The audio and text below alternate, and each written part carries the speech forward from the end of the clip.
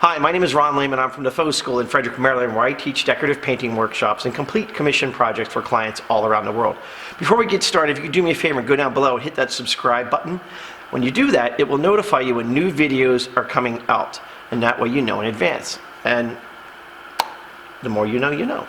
If you don't mind, hit that like button while you're down there too. So today I'm going to use Marmorino plaster, an Italian plaster that has marble and large marble aggregate in it. It's a textured product, heavy bodied. And we're going to create this really fun, simple technique that I commonly refer to as just textured Marmorino. So let's get our tools, let's get our materials, and let's get started.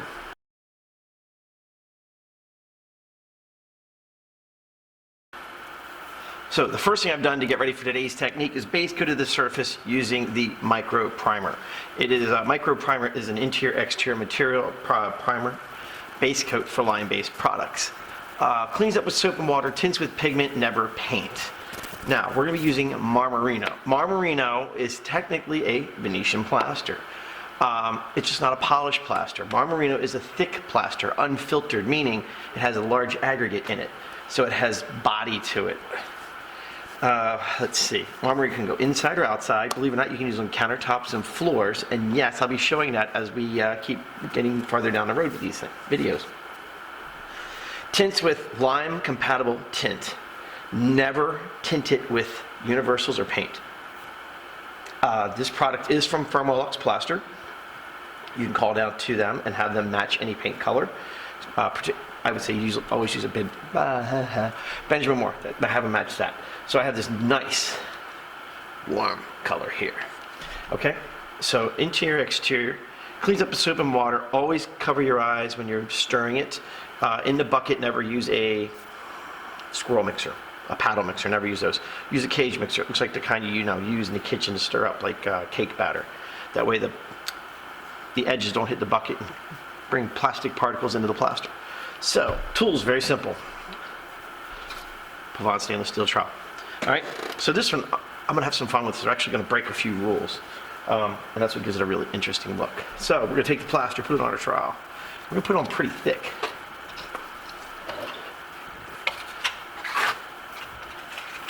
Putting it on probably about 1/8 of an inch thick. Maybe not. Maybe about 1/8 actually. And you'll see why. We're going to have a little fun.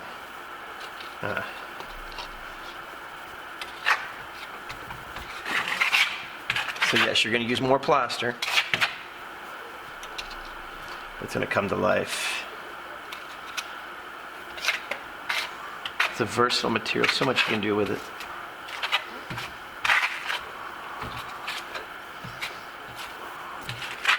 Don't worry about making it real smooth. I'm not too worried about that at the moment. Just get it on there. Now, if you don't go thick enough, and if you put it on too thin, this effect won't work. But you don't want to go too thick either. It's that nice balance. Ooh, there's something in there. Gotcha.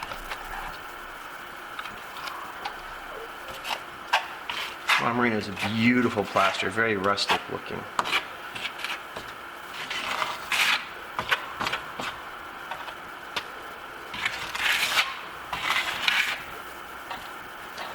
Stuff off my tape.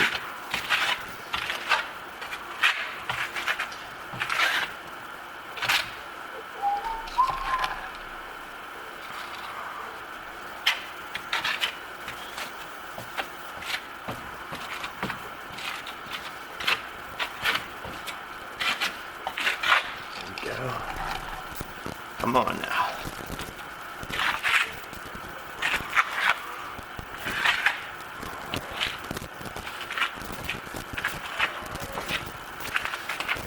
Alright, 100% coverage. There we go. Now what we're going to do is take this trowel, place it flat. Look at that, it sticks to the surface, right? But we're going to control the way it moves.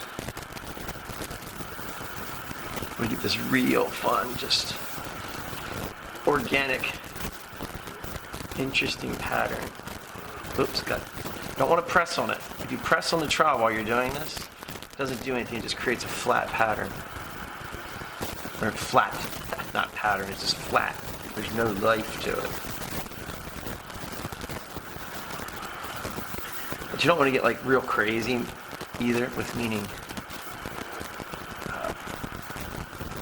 busy. Don't make it busy, make it interesting.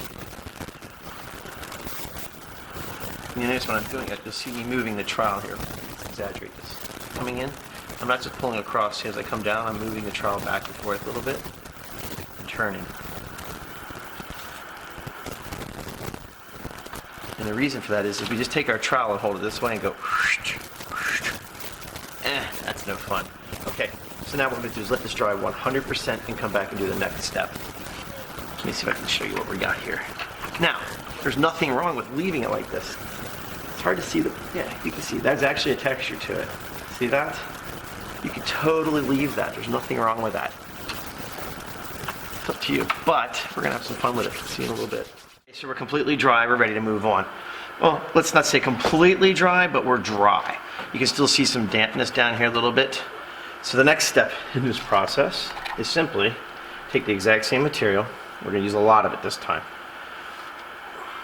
With our trowel, we're going to go over top of it and fill in all that texture. Hear the aggregate?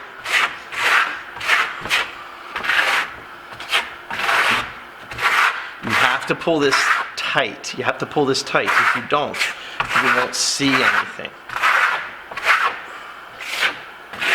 And we'll explain. It's hard for me that it'll be hard for you to hear me over top of all this scratching sound. So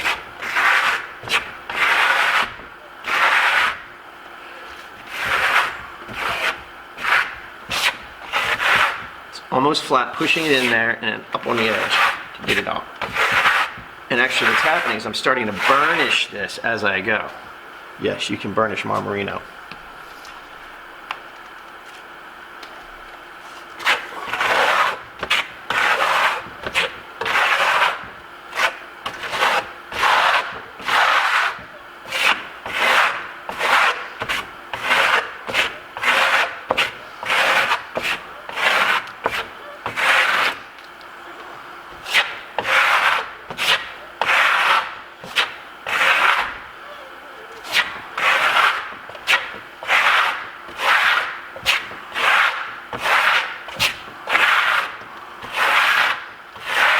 You see the texture popping out? Not really.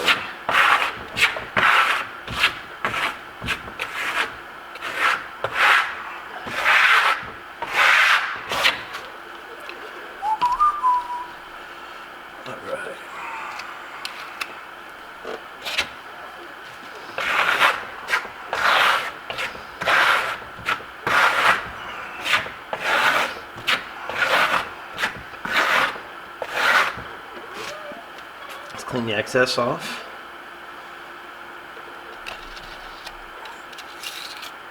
So what we're going to do is burnish this guy. So yeah, I just finished it, but it's damp enough and tight enough.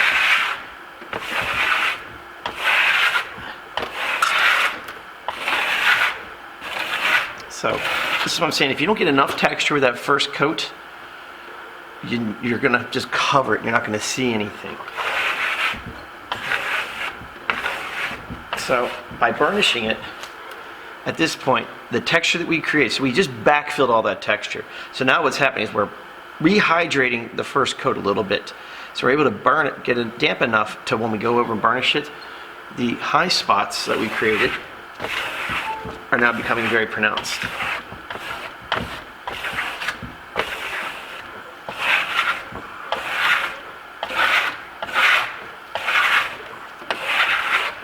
All right, that's it for that. We're gonna let it dry, and then we'll come back and see. See, can you see that finish? Look at that. But look at that. Now it's not as shiny as the Grissella Venetian, right? But it's got a sheen to it. But look at the texture. See how pretty that is? All that movement, there's nothing there. So, remember, now the other thing too, I think you probably noticed that. How, can you see it here? This corner? Hold on. That's dry, and there's the wet. See how much lighter it dries? Keep that in mind. Always make dry samples. Don't mix it up, go right to the wall. All right, let's let this dry, come back, and we'll see in a little bit. Okay, obviously we're dry. You can tell by the color. So this is a nice, soft, subtle look. Look at that. See that beautiful movement going on in there? Nothing happening, no texture. See that? You're like, but why did he use Marmorino? It has a different look. It's got that soft, subtle, beautiful look to it. Just look. Now that's how it's going to dry. Okay? So let's say we want to richen it up a little bit. The colors. This is where I get torn. Oh.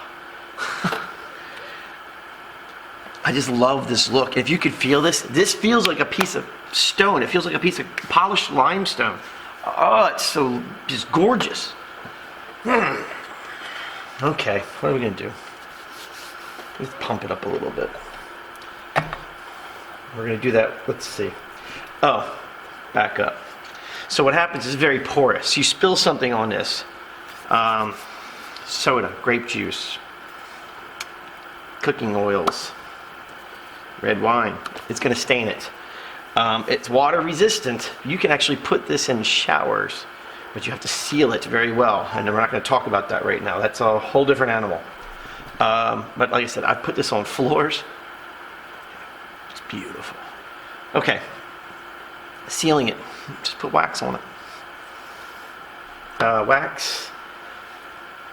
Well, this is Firmalux. They only sell a wax, so we're going to stay with that. That's their product, so let's stay within that system. Let's get a little wax on here. And what it's going to do is darken it up a little bit. You get some punch. You don't have to wax it, it's an option. You got to be careful though, there's still some texture on this cat. Meaning, that wax goes on there too thick, it's going to dry cloudy. You don't want that.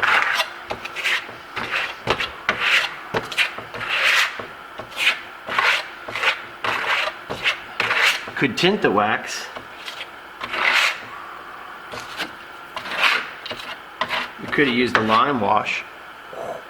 There's so many things you can do. Just so many.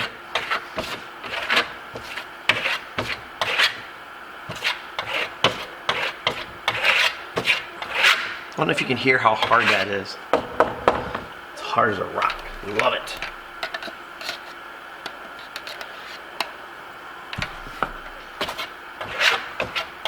This is just clear wax. That's all we're going to do with right now. I always trowel the wax on. Very seldom you see me use a rag, because the rag is going to waste a lot of wax. Because the rag gets saturated with wax, you put too much wax on the surface.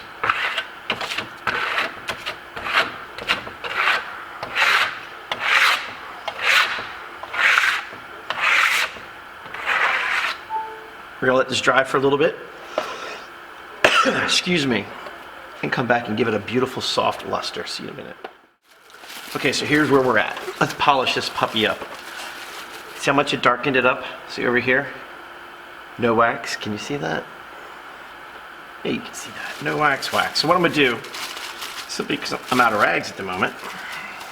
Didn't realize I was out of rags till I got here. And I was like, I could go get some, but I take a piece of plastic. It's a cheap old trash bag. Not cheap, inexpensive. Alright, crinkle it up. Make sure there's no color on it, meaning no ink. Nothing that could leach out. This is cotton waste.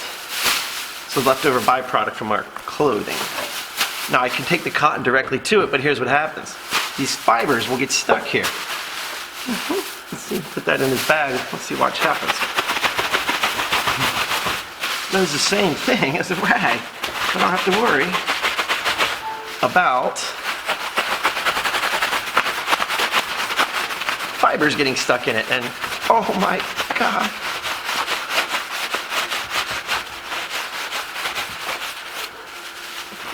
Why did you put the fabric in there?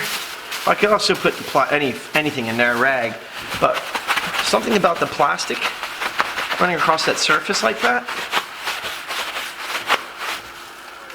gets it really slick. Here here comes the nasty part.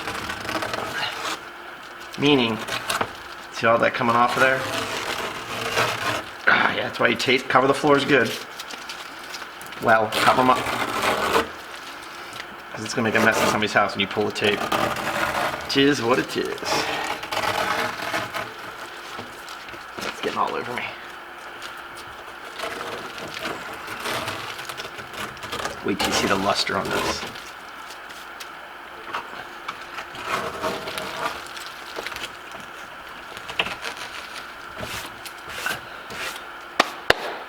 All right, can you see that?